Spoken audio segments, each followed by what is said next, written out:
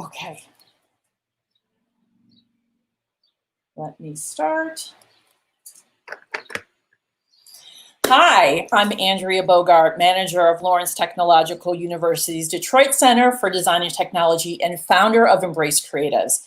I'm thrilled you can attend our first live stream event for Yeah, What Lester Said, an exhibit and panel on sustainability and design. Lester Brown has been called one of the great pioneer environmentalists and one of Marquis' Who's Who 50 Great Americans. Earning his master's degree in architectural economics from the University of Maryland in 1959, he went on to pioneer the concept of sustainable development. Climate change is no longer an abstract idea that might happen sometime in the future. It's upon us now, and its effects can be felt via enormous storms, serious drought, and massive flooding here in the Midwest. By 2100, rising oceans are estimated to force as many as 2 billion residents of coastal areas worldwide to migrate toward higher ground, and agriculture yields in huge swaths of the Midwest will decline by 50% or more if we don't cut emissions. Collaborating with American Institute of Architects, Michigan, 2030 District Detroit, who are here with today, and Arbor and Grand Rapids, activists, artists, green infrastructure experts, and architects, LTU's Detroit Center for Design and Technology and their curatorial partner, Embrace Creatives, are bringing this absolutely necessary conversation to the forefront before it's too late. The DCDT has put together 2.5 months of programming, along with an art exhibit, which is currently live on our website, detroit.design/Lester. I've added the link into the Facebook comment section, so you can go ahead and click. So please visit our page to sign up for all of the events that interest you, and go ahead and enter the art gallery and view the architecture board exhibit. Everything is free and open to the public.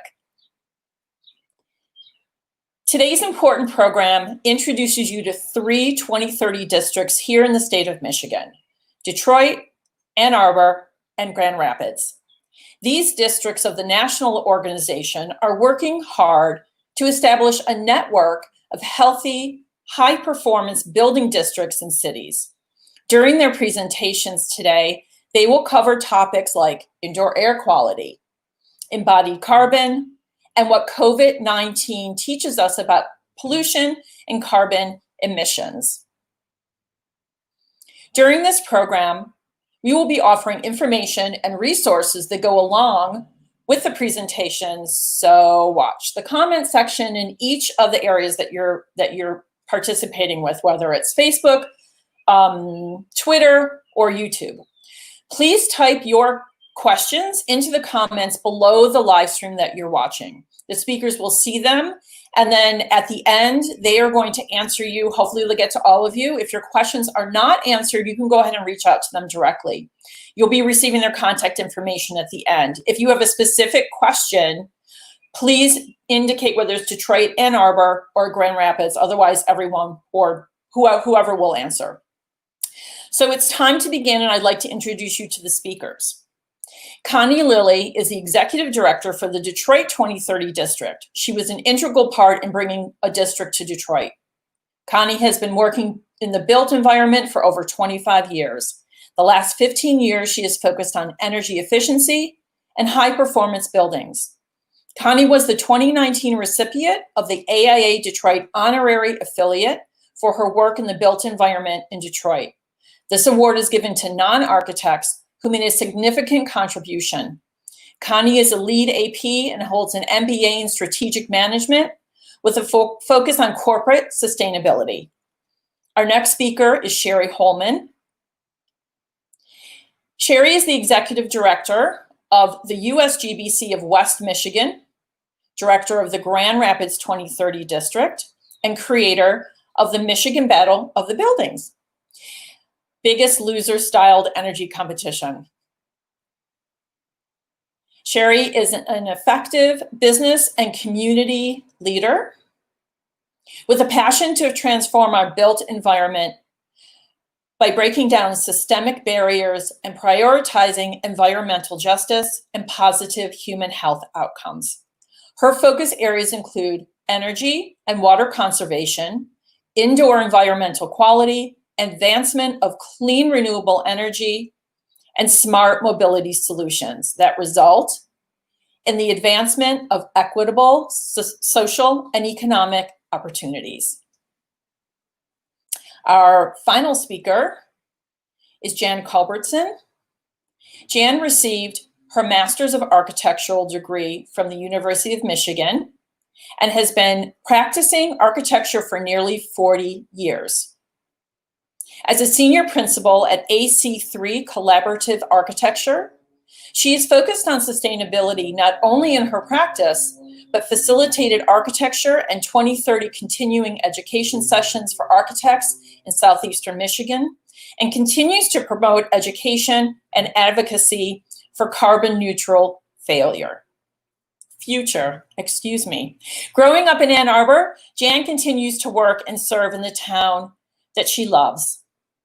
Jan is Leadership Council Chair for the Ann Arbor 2030 District, a member of the Ann Arbor Public Schools Sustainability Advisory Committee, and the Ann Arbor Zero Technical Advisory Committee. I'm going to turn the event over now to our speakers, and I'm going to see you all at the conclusion. Remember to ask your questions in the comments section, and the speakers will get to them when they can. All right, ladies, have fun. Thanks, Andrea, and thanks for inviting us. We're excited to be here today and talk about how we are fighting climate change with 2030 districts here in Michigan. So I will share my screen and get our presentation up here.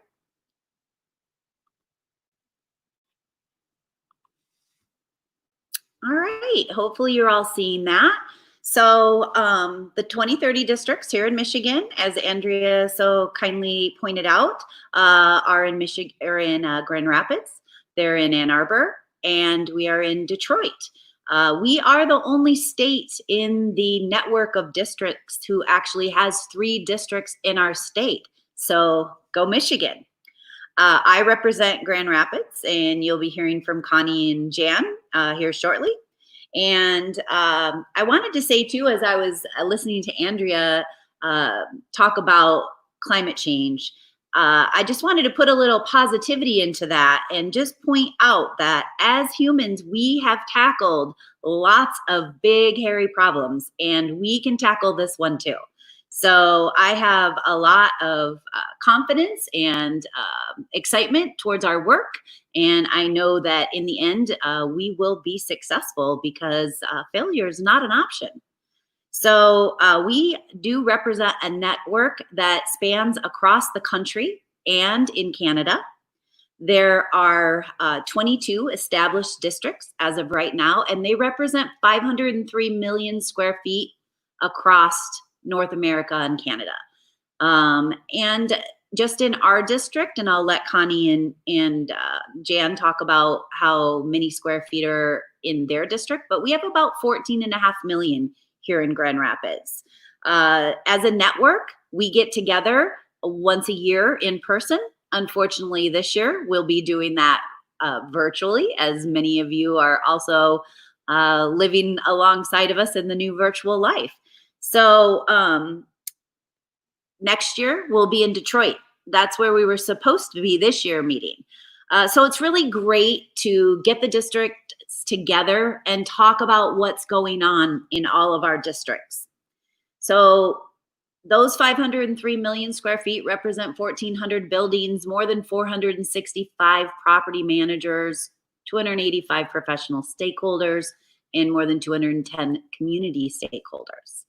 We are all working towards the same goal, and that is to reduce 50% of energy from existing buildings.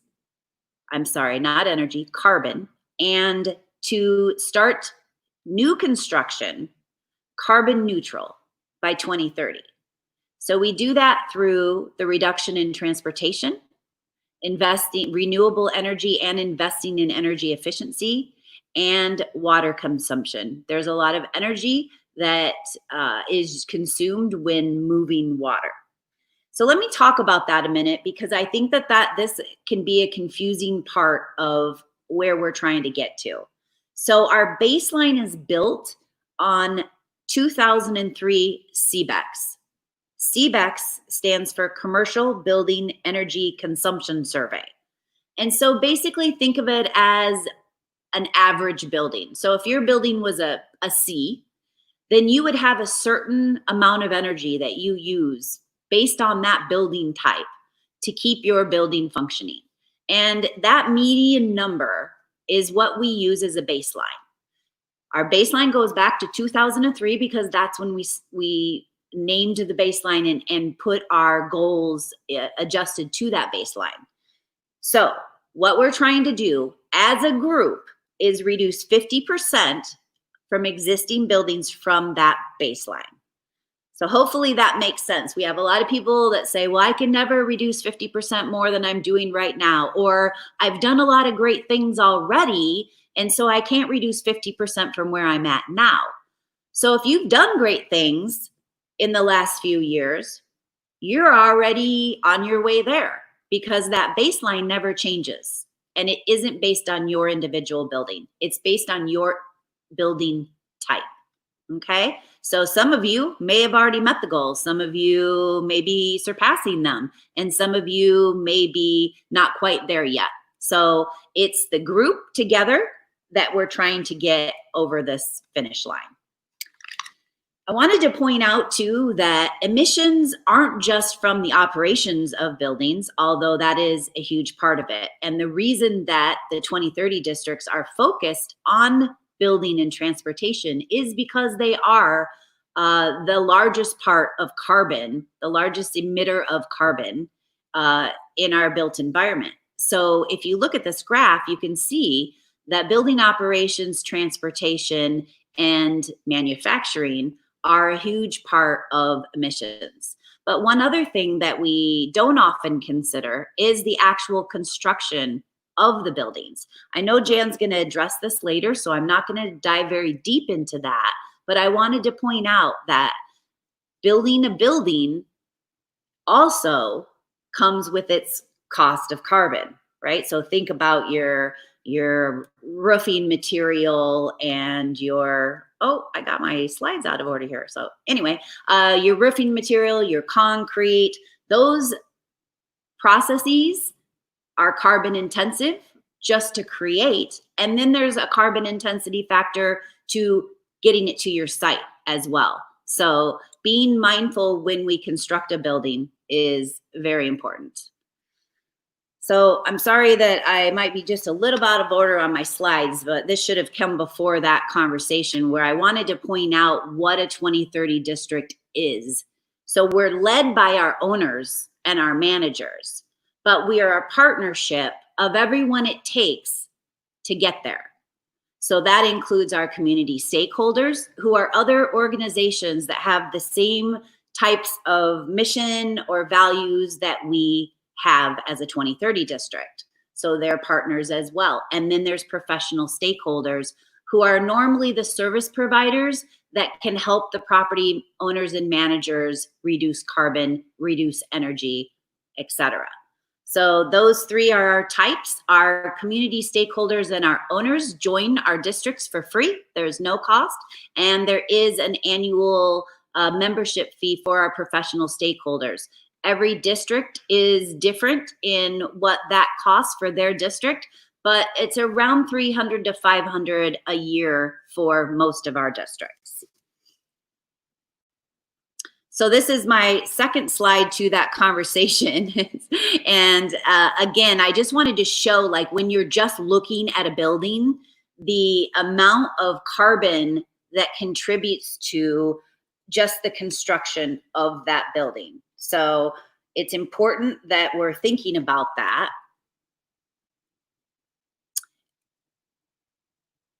So why buildings, right?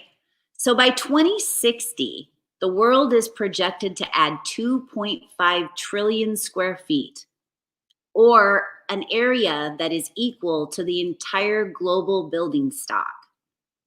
This is equivalent to adding an entire New York City to the planet every 34 days. So we are a country on the move.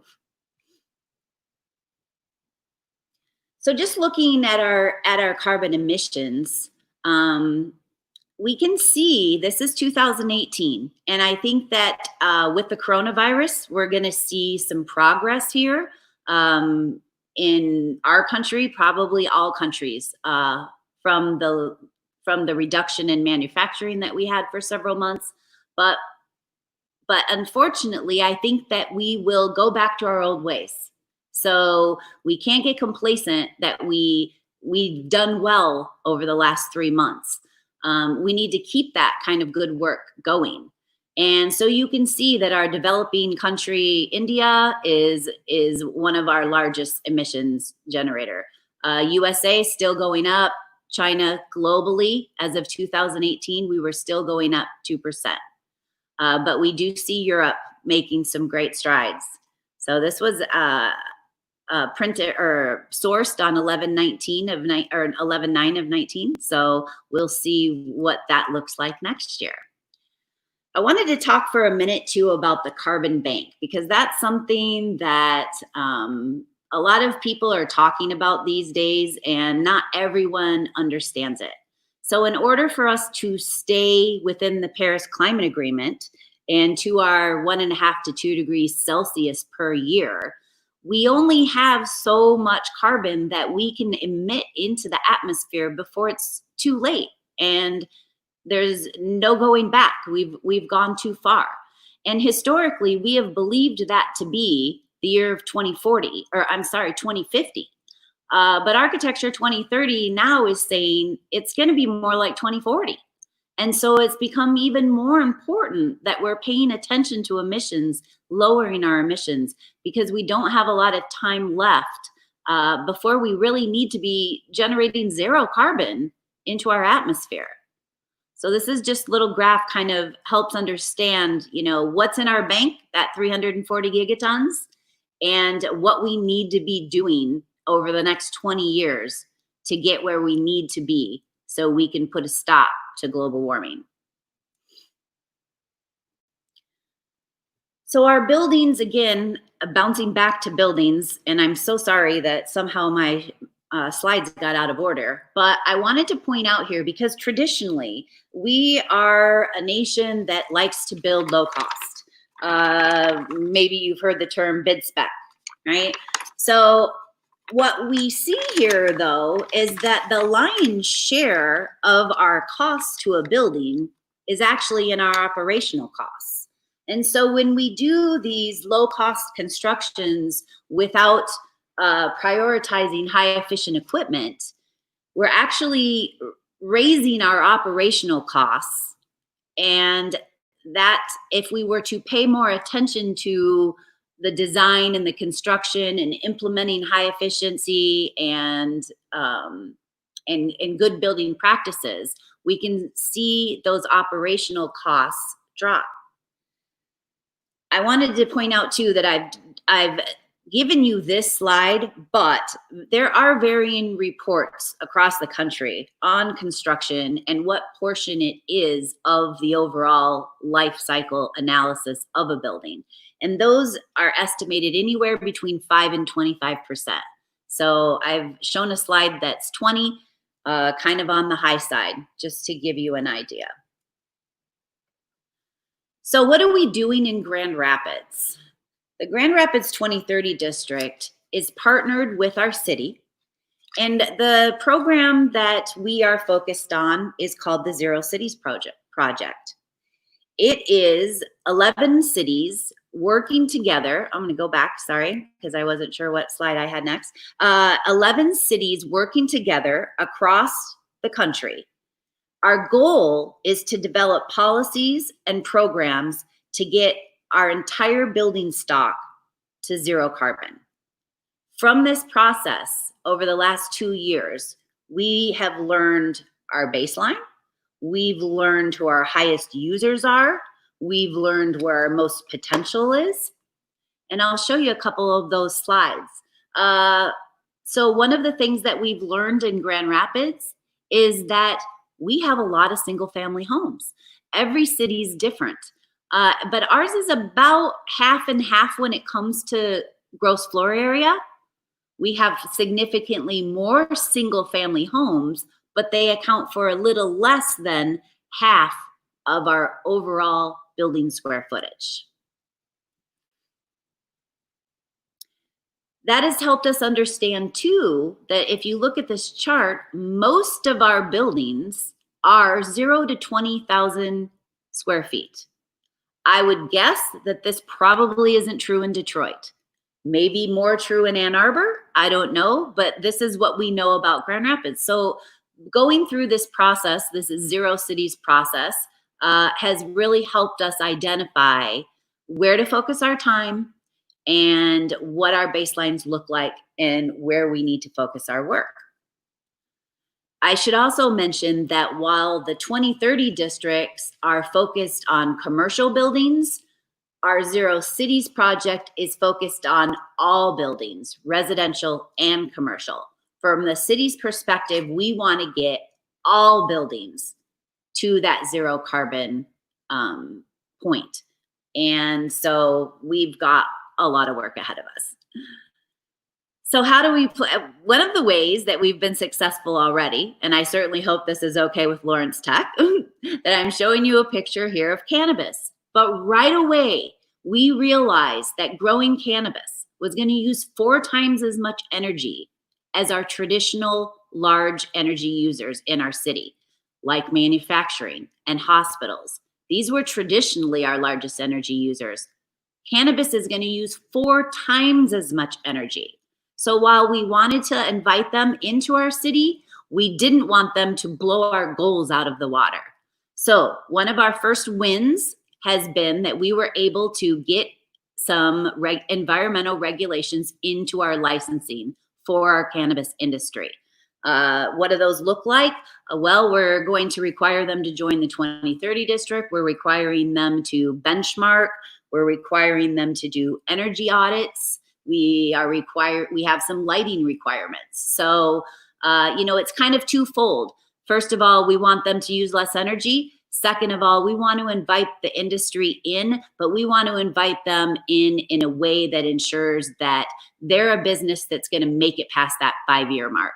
We don't want people coming in, doing business for a year, and then leaving us with these crummy buildings. So we know that Grand Rapids emits 1.5 million metric tons of carbon per year. That is just from our commercial side. That's from our energy, water, and transportation. When we add in our residential side, it's 2.2 million metric tons of CO2 per year. So again, this has helped us understand where we are, where we need to go. So what are we doing? One of the things that we've been doing is called the Grand Rapids Zero Net Carbon Series. And so these are lunch and learns that we've been doing locally, helping owners find incentives. We talk about financing opportunities. We talk about building audits. We do transportation events. So lots of events to help people understand what they can do to reduce carbon in their buildings. Most recently, we've been doing a lot around COVID.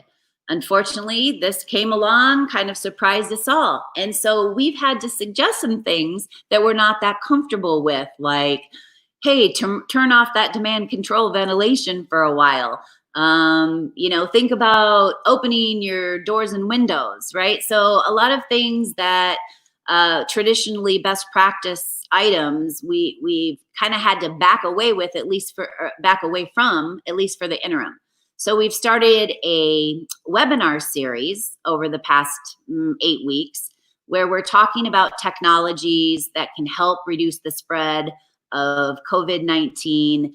We're talking about air quality and the implications of that on COVID-19 and balancing energy efficiency and carbon with public health and safety of your employees. We've learned a lot. I especially have learned about humidity and learned that humidity is good. It slows transmission of virus and it's good for our health. So that was kind of surprising. And now I argue with my husband about the air conditioning in the house and tell him we don't need that. It's better if we don't use it so COVID doesn't spread. He's not on board with that. So that's been a great series.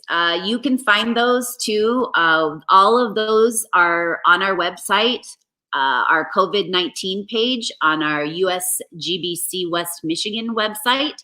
There's lots of resources there, case studies, plans for return to work plans that you can download and help you get started on a return to work plan if you're looking to do one of those, links to the CDC, OSHA, all kinds of things. So you can view any of those webinars. Another thing that we're doing in Grand Rapids is we have something called the Energy Assistance Program. And this program provides energy audits to nonprofits, houses of worship, educational institutions, and small businesses. We prioritize businesses in communities where the need is the highest. And this has been a great program, and we've been able to help people to save money that would have went to our utility companies and invest it back into their mission. Again, on our website, lots of case studies, videos about some of the work that we've done and work that continues right now. So one of the things that we believe that we will get to through our Zero Cities work and through our Grand Rapids 2030 district is to institute a building transparency ordinance in the city. What we hope to learn from that is where we are at today. When I talked about those and showed you some of those slides of our baselines, those are theoretical baselines built on CBEX, as we were discussing earlier. So in other words, if all those buildings were operating at average, those are our baselines. But that doesn't mean that's where we are today. We could be better, we could be worse, we don't really know. We also know that efficiencies can be realized simply from the act of benchmarking, of understanding your building better can uncover actions that may be low or no cost. And so, I like to tell the story of, you want to go out, you want to buy a high efficient vehicle. If you didn't know that 10 miles per gallon is bad and 40 is good, how would you know? You wouldn't even know where to begin shopping because there's no baseline. So that's what Energy Star does for us. It's a free platform and it helps us to understand where our building is in relation to other buildings that are like us and that share our same climate zone. It's free and it's easy to use. This is a map of some local benchmarking policies that are in effect right now throughout the country. This is a little bit old, so there could be some newer ones, but you can see that a good portion of the country already has some sort of program or ordinance or, policy that they've instituted to help owners understand their buildings better via energy benchmarking. And you'll see that Michigan is listed there at the top with a state voluntary program and benchmarking policy. And that is our statewide energy reduction program, the Michigan Battle of the Buildings. So that's been going for about 6 years. We have nearly 250 million square feet across the state that are involved in this free program. And basically, they're just peer-to-peer sharing of stories of how and what is working and what is not working for us here locally when it comes to energy efficiency and water efficiency. Over the past 5 years, those competitors throughout Michigan have reduced over 135,000 metric tons of CO2e. And real importantly is that they've put $14.1 million back into the local economy. I'm sorry, Consumers Energy and DTE. So here's my contact information and my email address. If we don't answer your questions throughout this webinar, then happy to address questions from you individually. And I am going to move over now and start sharing Jan's presentation. We had a little bit of difficulty this morning in presentation sharing, and so I will be sharing for everyone. So I'll get her first slide up here and I will let you take it away, Jan. Oh, I just added a slide. Sorry about that. Let me do this right. There you are. Thank you, Sherry. If you could go back one, just, it should be, yeah, great. Thank you very much. I'm Jan Culbertson and happy to be here and representing the Ann Arbor 2030 District. And the Ann Arbor 2030 District is relatively new. It launched in March of 2018. And since then, we've really started supporting architects, contractors, building owners, tenants, and managers in their efforts to create high-performing and net zero energy buildings. In Ann Arbor has, in that time, really started a history of climate action. Our membership right now includes 32 property owners, managers, 33 professional service stakeholders, and 9 community organizations, including the City of Ann Arbor. We have about 50 buildings, 2 million square feet, and we'll have about 40 of those buildings reporting their energy and water data in 2019. As Sherry mentioned, all 30 districts look at basically the 2030 challenge for planning, which as of 2020 is looking at a 20% reduction in energy, water, transportation, getting down to a 50% reduction in 2030.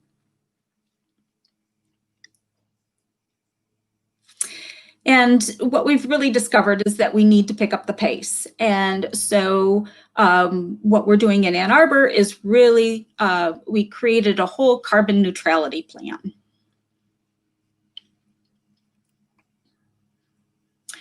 So sort of the history of climate action in Ann Arbor is in 2012, the city kicked off a climate action plan that had some strategies, but had no staff, no funding. And in 2018, the Office of Sustainability and Innovation was created, and it was funded with a budget and with staff, which included Missy Stoltz and a crew of energy managers and policy folks. And in November of 2019, the City Council unanimously declared a climate emergency and tasked that Office of Sustainability and Innovation with creating a carbon neutrality plan that would achieve carbon neutrality community-wide in 2030. And this is sort of a snapshot of the emissions in Ann Arbor. And you can see that the University of Michigan is about a third of the community-wide emissions. And the University of Michigan has also created a President's Commission on climate neutrality, and they're due to report out in September. And just recently, it was actually June 1st, the City Council unanimously approved the adoption of that plan. And due to COVID, it wasn't funded at the level that we had hoped, but they did not cut any funding from the Office of Sustainability and Innovation at this point. So really, the A20 was created as a process and a vision for carbon neutrality in Ann Arbor. And it was really looking at unifying the community around a plan for carbon neutrality, and that it would really be a just transition.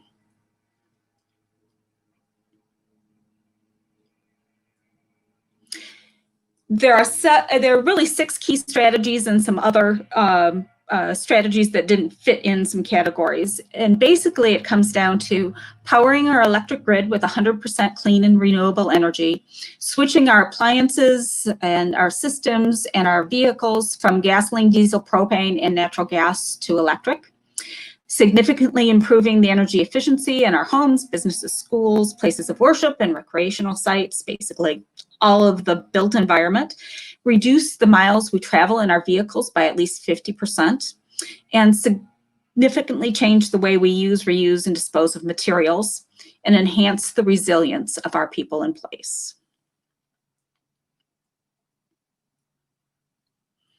So the Ann Arbor 2030 district has a significant role in supporting the community-wide living carbon neutrality plan. And really our role comes down to supporting energy efficiency in the commercial building sector, which includes multifamily. It also, we are tasked with coming up with a way of implementing a benchmarking ordinance for commercial buildings, supporting vehicle and building electrification, reducing the vehicle miles traveled. And there's a pretty significant non-motorized plan in Ann Arbor that we also want to be part of implementing within the building sector, and developing a Green Business Award program with a group of community members. So achieving zero is sometimes looked at as a daunting task, and really what Architecture 2030 breaks it down in a couple of different ways. And one is to look at new construction and policies and design practices around that, looking at existing buildings and how do you promote reducing energy use and promoting the transition to clean fuel sources, and then also adding renewables. Then there's also the whole idea of embodied carbon, and we'll talk about that a little bit later in the presentation. So let's look at some of these strategies, and you can go ahead and change it. So one of the things that Michigan will have coming up is we have not updated our energy code we've basically adopted the 2013 energy code. And coming up next year, the International Energy Code has adopted a renewable energy appendix.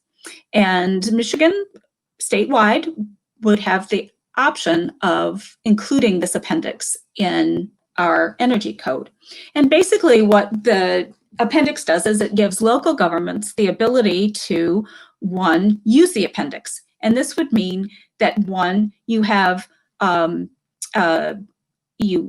buildings need to be designed to meet ASHRAE 2019. There's a component that if you can put renewable energy on your building, you need to do that. And then if you can't, you go ahead and procure offsite renewable energy. And this is sort of a way of efficiency, renewables, and offsets. And this is really how you achieve that carbon neutrality. So looking at an existing building, all right, typical office buildings might have an EUI of about 105 kBTUs per square foot per year.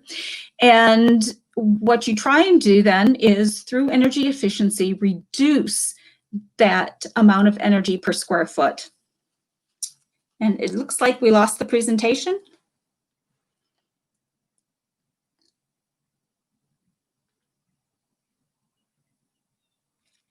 Can you bring that up? Just again? a second. I am working on it. That's all right. They asked me to hide a button that was showing, and when I did that, it stopped sharing your presentation. Okay. So anyway, what you're trying to really do is reduce the amount of energy your building's using, add as much on-site renewable energy as you can, and then there's a whole procedure of qualifying offsets. And that's basically the strategy.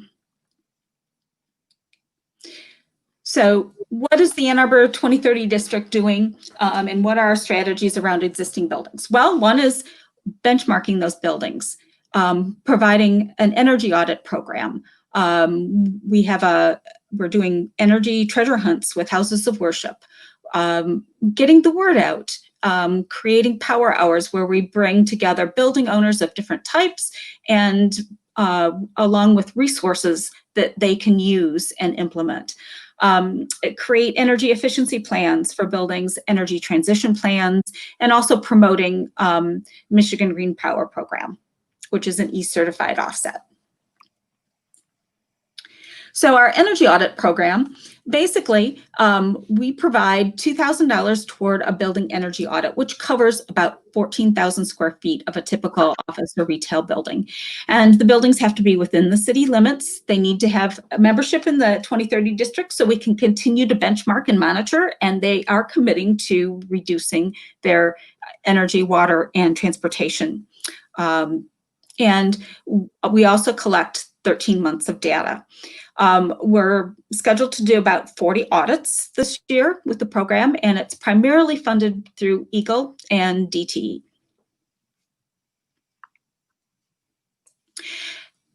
Another two successful strategies, we talked a little bit about the commercial power hours, and they're not hunts. The hunts belong over on the How Treasure Hunt. And what we did with the commercial power hours is we broke it up into small commercial, large commercial, and restaurants and bars. And we were able to tailor the programs and bring the resources that would be most helpful for that type of building owner. For instance, a large commercial building owner typically has building automation systems and are interested in more smart controls. Small commercial buildings really are coming in at the ground level and very interested in energy audits and lighting programs.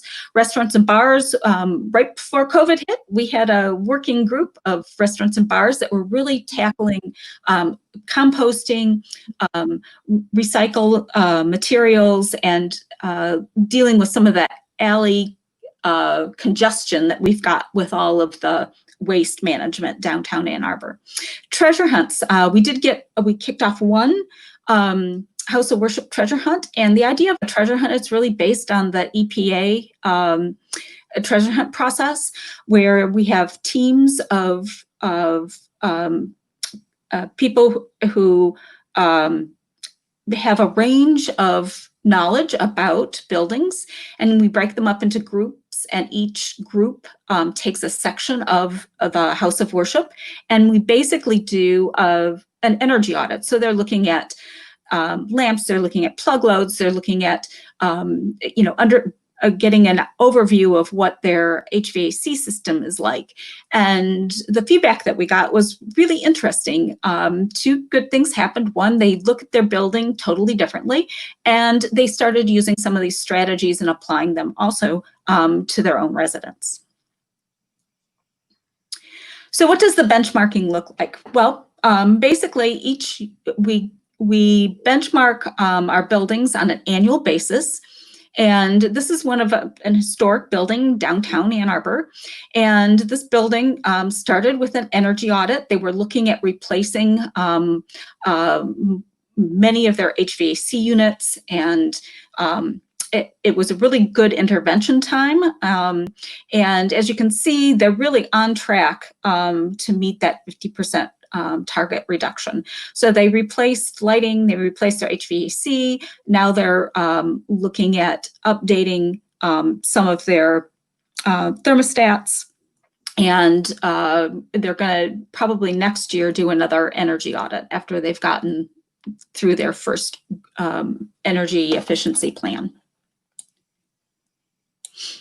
The other thing that we did this year was we took the Solar Faithful program, which was created through Michigan Interfaith Power and Light, and we applied it not only to churches within the district, but nonprofits. And so far this year, we have added 150 kilowatts of renewable power onto the grid in the district. Benchmarking our buildings, we have buildings that are extremely poor performers, and we have buildings that are stars. And this is one of our stars. Meadowlark basically relocated their offices into an old school building. It was like an 1890 building, and really did a good job in renovation, adding insulation, tightening it up, added a ground sourced heat pump system, and added PV along with EV charging.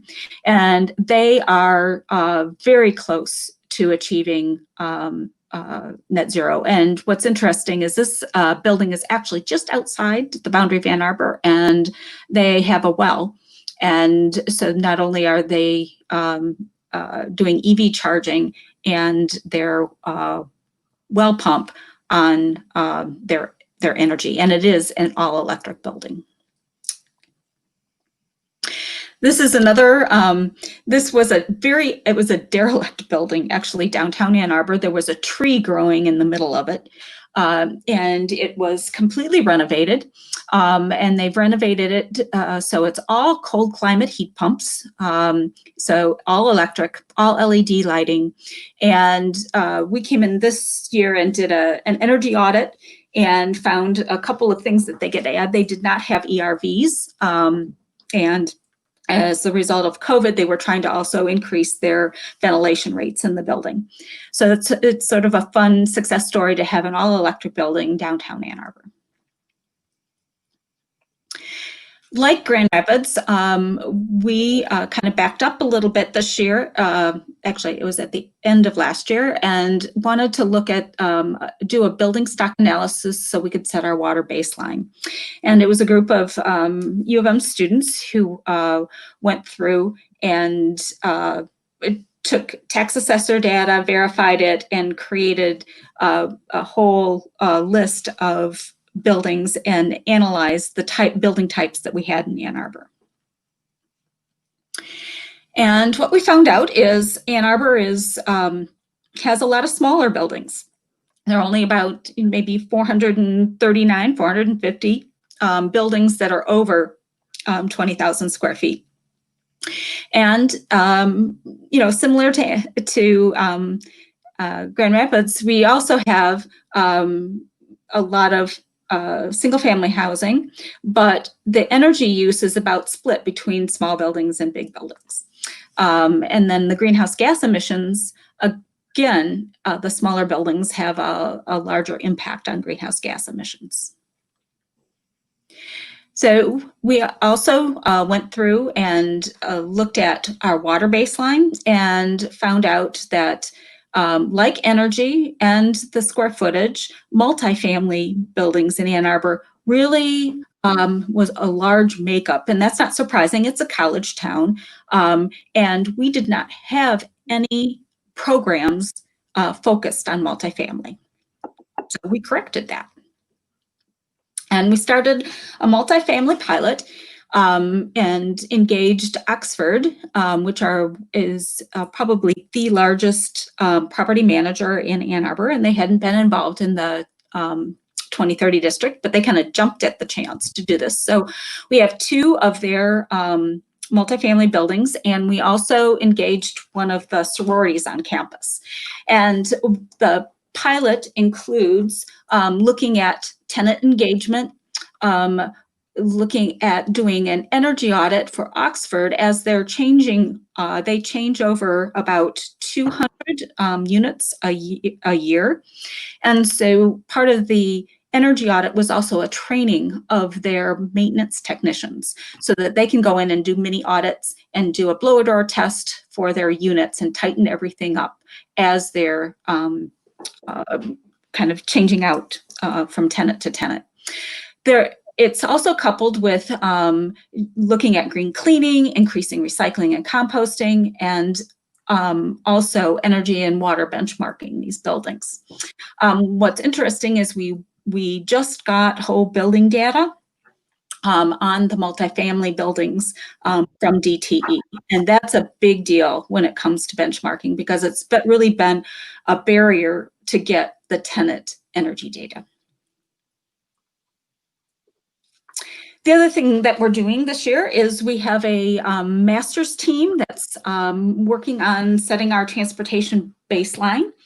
And what one of the results of it is going to be a survey that each of our building owners can administer to their building occupants and get an idea of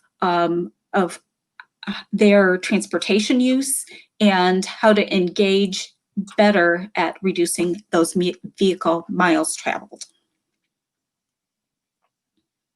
Okay, so going back to achieving zero, look, new construction and embodied carbon. Go ahead and switch slides, Sherry. Thanks. So embodied carbon is really looking at the investment and the total carbon that is used in building a building, from manufacturing the materials to transporting them to the site to putting them together in a building, and then the whole life cycle of what happens to that building at the end of its life cycle. How much of it can be recycled, how much of it can get reused, and how much of it really goes to the dump. So that's what we're looking at, embodied carbon.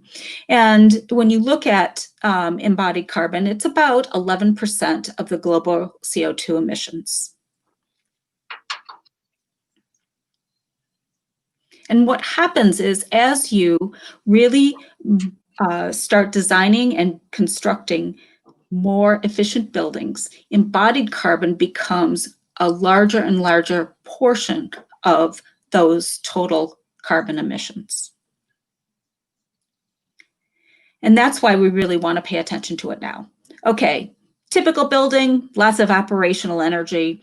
The embodied energy is relatively small. As you increase and build more high-performing buildings, you really got to pay attention to embodied carbon. So what happens really is embodied carbon and operational carbon are almost equal. And so if we're going to continue to reach that carbon neutrality, we've got to start addressing that embodied carbon. And where do you start? So 2030 created a challenge, of course, and they're looking at a 65% reduction in the typical embodied carbon by 2030 and designing buildings with zero embodied carbon emissions by 2040. And that's going to take a transformation of not only how we build buildings, but the materials and that we use in those buildings and how those materials are manufactured. I was talking to a glazing manufacturer, Guardian Glass, and their monthly natural gas bill in their Michigan plant is $1 million a month. And talking a little further with them is that they manufacture glazing a lot different here than they do in Europe, where it's much more efficient. And part of the issue is it's the way architects want different types of tints embedded in the glass. And that's not only wasteful when they change from one type of tint to another, but it becomes also a very wasteful and high energy type of glass. So there are a lot of things that we can take on. There are some embodied carbon resources that are well worth looking at. The Carbon Leadership Forum has a whole cadre of resources. The Embodied Carbon Network has a webinar series. The 2030 Architecture 2030 is establishing a carbon smart palette. They've also collaborated to do an EPD quick sheet, which is looking at the embodied carbon and energy impact of different materials. And recently there was a carbon issue of the Architect magazine that really went through a lot of case studies, and it is worth looking at. So what are we doing in Ann Arbor? We've established a committee to work on some embodied carbon strategies, and it's really the bulk of the embodied carbon is in the building shell. So we're tackling two materials first, concrete and steel. And what we're going to look at is tying in with some of the research that's been being done with different types of concrete at the U of M, and getting together a group that includes structural engineers, architects, the U of M researchers, concrete and steel suppliers. And we're going to work on some suggested alternatives within Ann Arbor. And part of that concrete also includes hempcrete. In talking with a couple of the marijuana facilities in Ann Arbor, there's a large waste of hemp because the recreational medicinal hemp has to meet a certain criteria, and if they don't, there isn't really a use for the crop. So working with some of the local distributors to reach out and connect the hemp industry with some of the research that's going on at U of M. So really, you know, this was a big year, all right? 50th anniversary of Earth Day. And I think not only the Ann Arbor 2030 districts, but the other 2030 districts are really making a difference in forging a path toward carbon neutrality. So this is my contact information, and thank you for being a part of this program.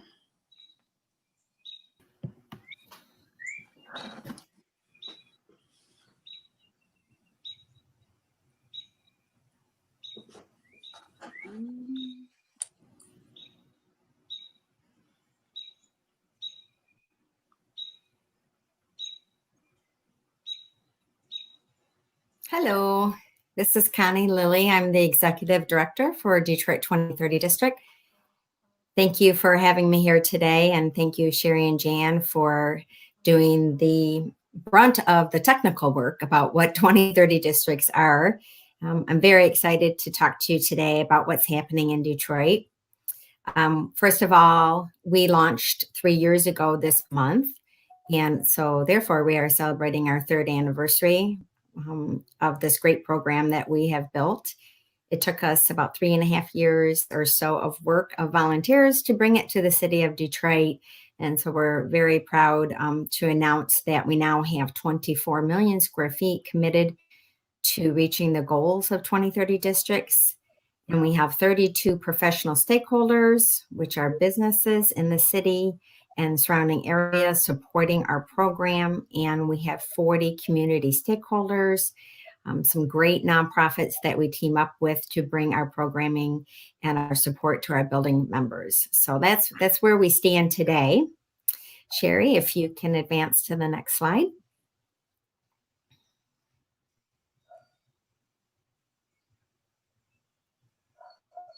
Who are our members? Well, if you're familiar with Detroit, you know we have a lot of very large buildings, and then we have a lot of very small. And like any city, there's all different types of buildings. So our members range from very large, like the TCF Center, the Little Caesars Arena, and the Renaissance Center, as well as some medium-sized buildings. We have the Guardian Building, Ford Piquet Plant. We have a great house of worship program where we have 18 houses of worship that belong to a special best practices group. We have small commercial buildings, restaurants, multifamily. So we take any building anywhere in the city of Detroit, although we are only measuring our reductions in mostly downtown and Midtown. any building anywhere in the city can join. So we leave no building behind. Any size building, any type building. This is the boundaries of where we are doing our benchmarking and our baseline. So if your building is in this area, we do ask our building members to share their data with us so that we can anonymously aggregate all that data and get our reductions. So we're just in the process of starting to measure that. We are finishing our baseline of about 1,400 buildings in those areas there. But like I said, any building in Detroit can join this program, this free program for building owners and managers. We felt it was important for the entire city to be able to participate in the free educational opportunities and assistance that we offer. So that is our boundaries. One of the ways that we are helping our individual building owners is with our ambassador program. So when a building owner signs up into our program, we assign them a trained ambassador that works with them for up to 12 months to help them with anything and everything that they might want to do to help create a high performance building, reduce operating costs. It could be anything from lighting to solar to wastewater reduction to a garden. It doesn't really matter. We plan and we try to meet our building owners where they're at in their process. So some are, have been doing it for years and others are still just beginning. So that's what our ambassador program is all about. That is also free for our building members. So how are we shifting to support our members in Detroit? As everyone knows, it's been an extremely difficult time right now. And as a building owner and manager, thinking about your reducing energy or water or whatnot, it's not always top of the list at this point. We hope to someday get back to that. However, right now in Detroit, we just really wanted to help our members manage their buildings in today's climate and help them finagle how to stay open and reopen. So one of our really popular groups is our Venue Museum Best Practices group. And we have about 7 or 8 major buildings in this group, and you can see some of them here, from Ford Field to Little Caesars Arena, TCF, Charles Wright, the Paquette Plant, and the Science Center. And this group comes together, facility managers and operators, and we discuss best practices. And right now we have shifted our focus onto reopening strategies. So as you can imagine, there's a lot of information out there for everybody on best practices for this. But what this group does is it's an open forum for our members to feel that they have somebody else to talk to that is in the same situation. And this is helping our group of venues and museums in Detroit really reopen kind of on the same theories or ideas on how to do it safely, and also how to work with the public. What do they expect? What do the building owners want them to do? How do you do it safely in all aspects of your building? So it's a great group, and we continue to work with them in that fashion by shifting our focus. As I mentioned, we have 18 houses of worship, and this program has been together about 3 years. So we meet about every other month at a different house of worship. This particular meeting was at Christ Church, and it's a great program. However, at this time where we can't meet in person, it does possess some challenges because being at these meetings is all about being in the house of worship along with people face to face. So we are starting back those meetings soon. We will do some virtually coming up. And we also have a small grant we are expecting to get where we're going to be able to offer solar assessments and water audits for our houses of worship. So stay tuned for that. We also have basic Energy Star Portfolio Manager workshops. We ran about 3 or 4 of them the last couple of years. And we had a webinar scheduled for Wednesday, the 27th of May, that has been rescheduled to next week, Tuesday, June 16th. We hold these trainings with EcoWorks. And the nice thing about this is that it's a small group. You do need to be a building owner or property manager in Detroit. It's a free program. And we walk through the entire process of starting an account and how to look at the energy that you're using, and which then can obviously help you learn to reduce it. And we stay with you for the entire process. And we also do one-on-one training. So if you have any interest in that, let me know. Our building owner manager meetings have obviously been suspended at this time. We expect to have one virtually by the next couple months. They're always a great turnout. This is where our building members get to network with our board, our volunteers, our professional stakeholders and businesses. So if you're interested in joining this program at all as a building manager, you'll have access to these meetings for free most of the time when we can. This particular one was at the Ford Paquette plant. It was a great meeting. And obviously you can see what we talked about here, which was the greenhouse gas emissions. We had the city of Detroit involved, as well as Olympia Development. These are the types of meetings that are really useful for our building members, and we cover relevant topics to help you make changes in your building. And it's really important for building relationships and helping the people who have been doing things like this help the people who are kind of new. So if you're a part of this program, it's a good way for you to rub elbows with people who have been doing it for longer, or maybe have a different type of knowledge. And it really just helps you as a manager learn best practices, so you spend less time trying to figure out what's best for your building. We also we team up with U.S. Green Building Council Detroit, and we hold the Sustainable Detroit Soiree. And this year, we're going to do it virtually. We're still going to have it and give out awards. This is a photo from 2018. The last 2 years, we've held it at the Guardian Building, which was very exciting. And we give awards out to the volunteers for both organizations. We in Detroit are a very volunteer organization and city, as many of you know. So we don't like to forget about the people who create these programs with us and help support them. So I'll look forward to seeing most of you at the end of this year for the virtual one. I never leave a presentation without thanking our volunteers for Detroit 2030 District, because we could not do it without them. So as you can see, we have a lot of ambassadors. We have co-chairs for the Venue Museum Best Practices Group. We have an event team. We have communications, and then we have a data task force group. And as myself and another very small part-time staff member, we are very thankful for these volunteers. We also put out our progress report in July of 2019. This is just a snapshot of the cover. This is available online. We also have plenty printed if anybody should want one. And it came out very nice. We're expecting to do another one soon. But if you really want to know the nitty-gritty of who our board of directors are and the different programs that we have going, and all of our professional stakeholder logos appear in this, feel free to go onto our website, and so you can kind of go through a digital copy of it.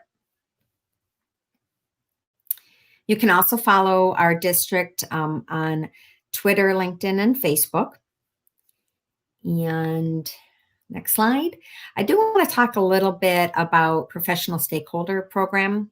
So Sherry touched on it a little bit, and in the city of Detroit, Detroit 2030 District, we have about 32 businesses that support our program, and we do charge, but they help bring the program to our members. We're super thankful for them. And we have been working, Grand Rapids, Ann Arbor, and Detroit.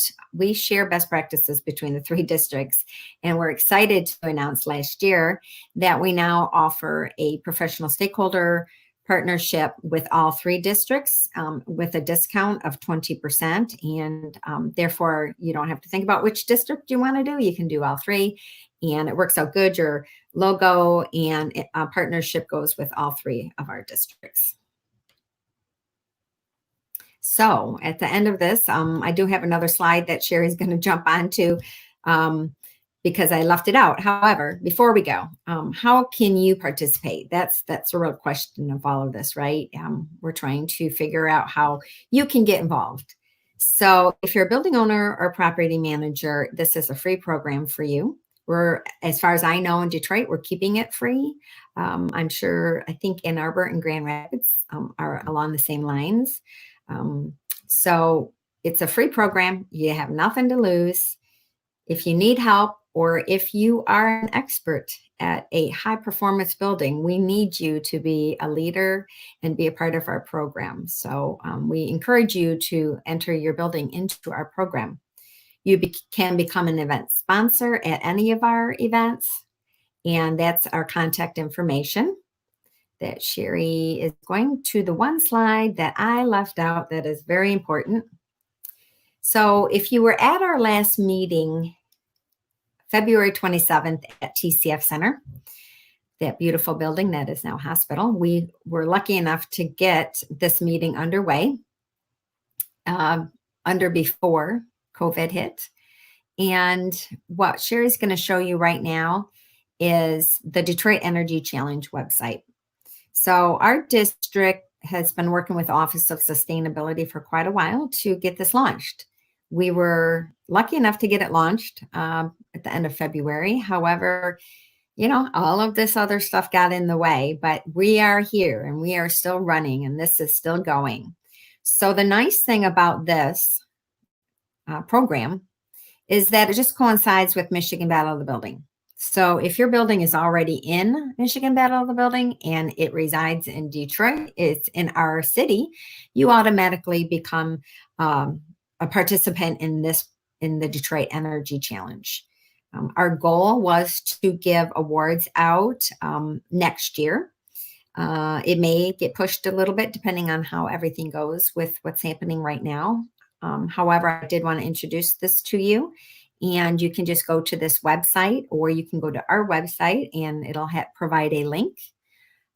So like I said, it's just a one-step thing. And if you want to do both, you can do both. But if you're in the city of Detroit, you can for sure just do the city of Detroit one. So thanks, Sherry. Sure. All right. That is it for Detroit.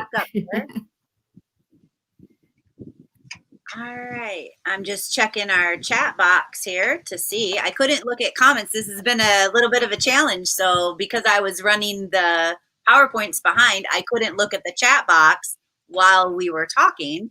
So let's see what we got here. So I failed to copy the last speaker's contact info. I would be grateful if you would write her email here. So Connie, can you write in the chat box, or can only I write in the chat box? Let me see if I can figure it out. And it may be, okay, so she might have asked this prior to you, because I see that Andrea answered her with the Ann Arbor link. We've got a battle link put up there. Okay, so looks like one thing we could mention, if people want information, that, you know, just going to 2030district.org leads you to all the districts, all of our districts. And then you can choose which district you want to go to from there, but it also gives you the option to look at other cities too. Correct. Yes. So the 2030 will get to all of us, and then Michigan Battle of the Building or Detroit Energy Challenge will get you to both of those. And then I have the USGBC West Michigan website too, which is where a lot of our events are posted. So looks like we've got a question. Is cannabis and marijuana are being legalized regarding their good relationship with environment? Is cannabis and marijuana being legalized regarding their good relationship with environment? I'm not sure exactly what we're getting at there. So if the question is, the reason it's being legalized is because of their good relationship with the environment, I would say no. They're getting legalized, period. And it was happening. And actually what happened in our city was, the minute I heard that it had been legalized, I called the city and gave them some facts about the kind of energy use that was going to happen and some of the problems that were happening in other cities and states that had legalized but not thought about the energy use and the energy consumption of these facilities. And we saw Portland, Oregon have brownouts. And so when they heard that, they addressed it immediately, and we ended up getting it into our licensing, the requirements that needed to be met in order to meet our environmental goals. And they've been awesome about it, I will say that. And we're starting a cannabis roundtable next in 2 weeks, where we're going to start helping educate them on meeting their requirements. Let's see, we've got a question. The Power Hour treasure hunts. I didn't understand the concept very well. Which hour are we talking about? Power Hour. Sure. All Yeah. hours. All hours, right. So the concept of the Power Hour came from, initially, the city of Ann Arbor was doing an hour where they would give information to residents who were interested in renewable energy. And we took that concept and partnered with the city of Ann Arbor to create commercial building power hours that would, again, bring not only renewable information to building owners, but energy efficiency and financing resources and case studies. So it was a kind of a learning and a learning opportunity for a range of people. And we did that and we targeted specific small commercial, large commercial, and then the restaurants and bars. And then the treasure hunts, and the slide was confusing. So anyway, the treasure hunts are targeted to houses of worship, but they could also be applied to any building where you really wanted to engage the occupants of the building. And that's where you spend, it takes about a half a day to actually do the treasure hunt. So there's a commitment of time. So that's why it works so well for the houses of worship, because the congregation was very involved in that and learned a lot by doing their own energy audit. So did you guys created your own energy hunt, but I know that Energy Star has energy treasure hunts. Is that where you got the idea, and did you model Exactly. after them, or did you just use their resources? Yeah, we used some of their resources, but we developed our own, and actually we're going to compile that into a kit that will be available online for our houses of worship generally to be able to use. It does make sense to have leadership from engineers and architects and facilities managers, just so that there is some expertise sprinkled throughout the teams. Mm-hmm, mm-hmm.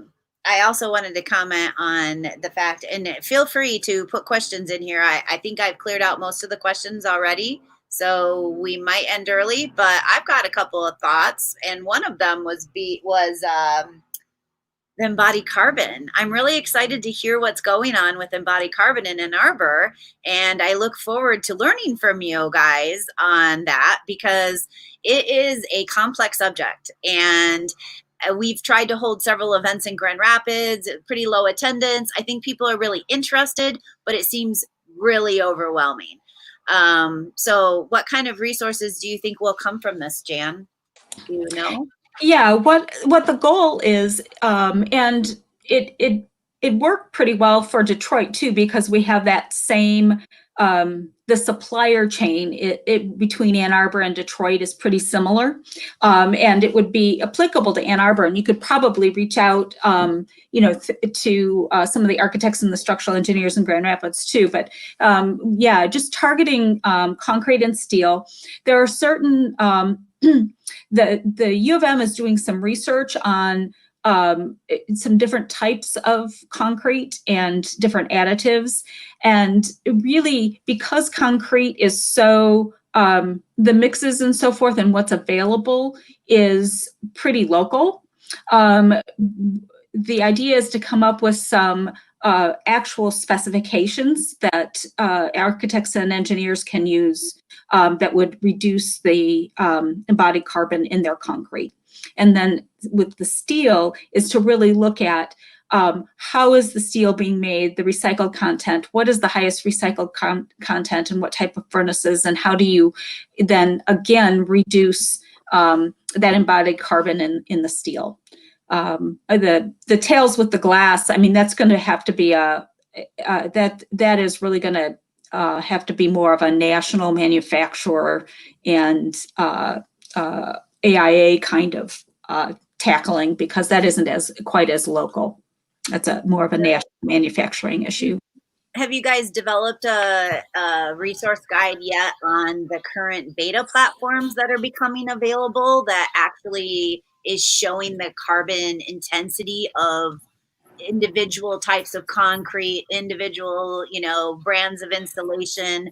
I know that there's several large organizations, some of them, I believe Google is involved as well in one of them, building these platforms. So are you guys using those?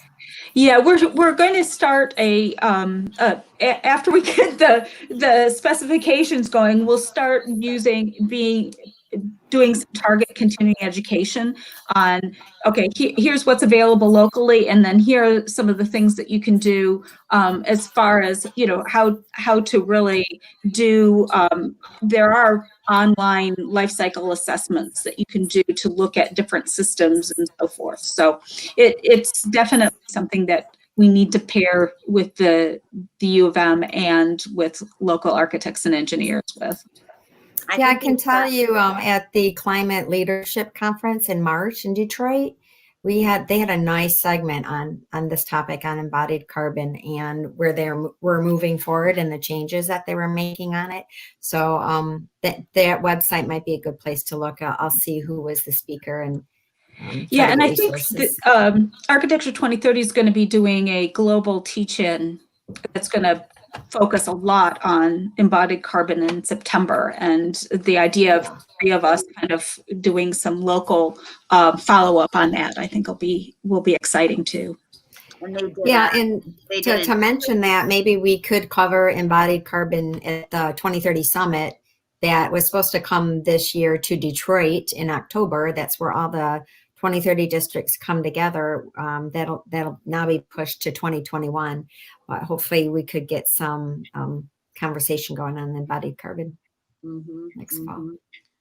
Yeah, I think for now, I know it's a big investment of time to research every piece of the building and figure out who's got and some manufacturers might not even have the information available, what their embodied or what the carbon content is, or embodied carbon of the production of that particular roofing material or what have you.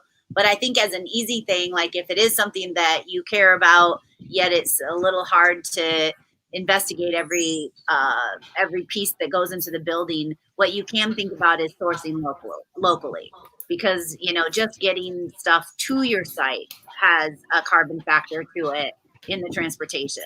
So an easy way is maybe just buy local for now. And as these platforms become more readily available, hopefully we can just type in and make decisions, with that and compare pricing. I got a question in here wanting to make sure that everyone knows which districts we are. So just to call that off, I'm Grand Rapids, Jan is Ann Arbor, Connie is Detroit. But if you're ever confused, getting hold of one of us will get you to the right person. The three of us work very closely together, talking several times a week about what's happening in Michigan, aligning programs, and just helping one another and helping us to help you. So I think that we've gotten through the questions, and we're just 5 minutes. And I'm sorry, I've got a plane going over. I saw the sun come out when I was inside, and I didn't want to miss my opportunity. But now that I'm out here, it's a little chilly. So when I hang up, I'm going to go back in.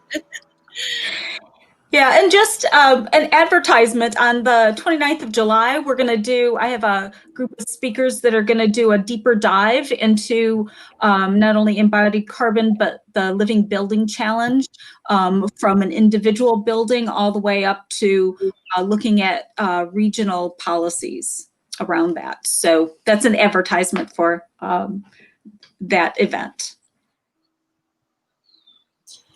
Well, if there's no more questions coming in, I want to thank Sherry and Jan and Connie for all of their work putting together these intense presentations with so much information. I'm sure that all of you were just taking notes feverishly. We gave you the information on how to contact them.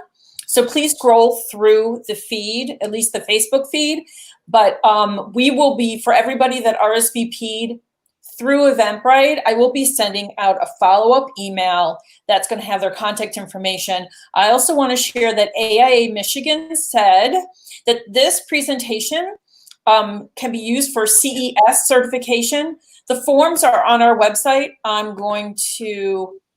just put the link up in our Facebook feed, but it's detroit.design/Lester. Scroll down the page and find this particular event, and right below you're going to find two links. One form is for AIA member and one form is non-member. Go ahead and fill it in, put this information, and you will get CES certification. So we're very excited about that. Thank you very much again, everybody. And I'm really, really happy with the presentation and all of the questions and for having you here with us today. Again, my name is Andrea Bogart. I'm the manager of the Detroit Center for Design and Technology. This is what Lester said. Climate change exhibit and panel on sustainability and design. Thank you again and have a wonderful afternoon. Thanks, Andrea. Thanks, everyone. Thank Thank you. you. Have a good afternoon.